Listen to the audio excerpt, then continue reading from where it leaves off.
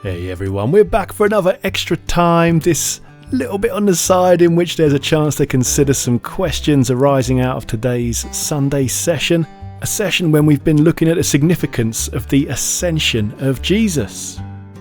As always, stick or twist with each lot of questions for as long or as short as you see fit. Just press pause on each set and play through when you're ready. Well, it's good to start each week with a really heavy polar bear, an icebreaker, if you will, and this week is no different, so to get us going. In looking at Jesus' ascension, we covered the fact that it took place some 40 days after Jesus' resurrection, so with the number 40 in mind. If you could travel in time and give your 40-year-old self some words of advice, what would they be and why? And if by some stroke of fortune you are currently aged 40, perhaps just listen to other people's answers or message a friend and ask them this question to see if their advice might be worth taking.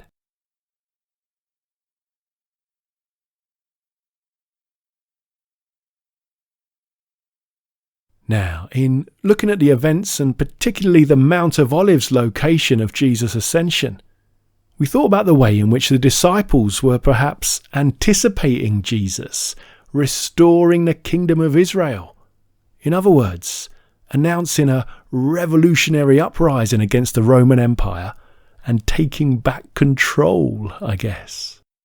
And yet, as we saw, Jesus' plan was instead to remind the disciples that the Holy Spirit was about to come.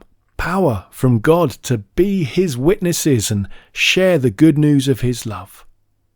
And so, two questions springing out of this.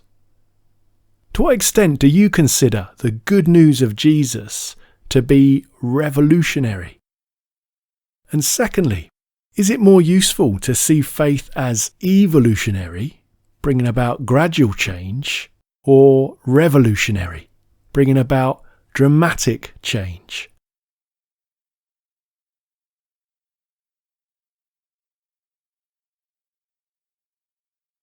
We looked a bit at how the disciples might have felt on Jesus' departure.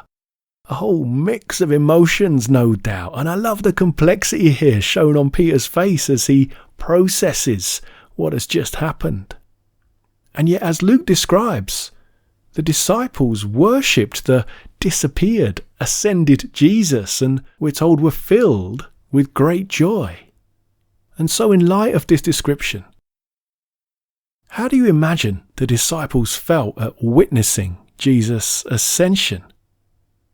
And then secondly, we're told the disciples worshipped Jesus, even though he was no longer with them in person. How do you imagine the way you worship Jesus might change if he was with you in person?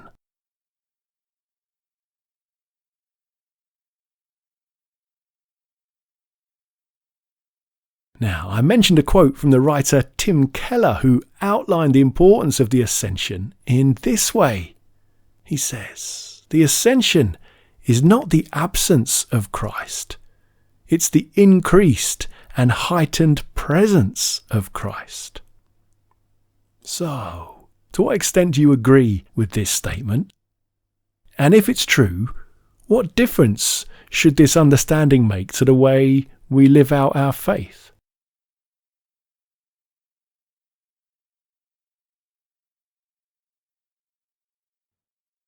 And then finally, for today, in exploring the significance of Jesus' promise to be with us always through the presence of the Holy Spirit, I put forward the idea that as people called to share the good news of God's love, it's important that we offer a positive, inspiring vision of what life is about. That as followers of Jesus, we're recognised more for what we're for than what we're against. And so a couple of closing questions for today. To what extent do you think the church is known for a positive vision of what life with God is all about?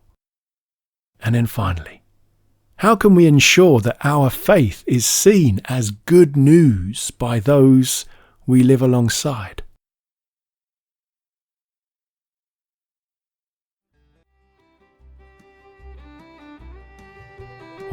we'll turn down a dimmer switch on things there. Thanks very much, as always, for being willing to engage with this stuff. I hope it's been helpful today. We'll be back next week with another smorgasbord of sessions. So it'll be good to be in your company then. But until next time, take care and let's get together again soon. Alright, bye for now.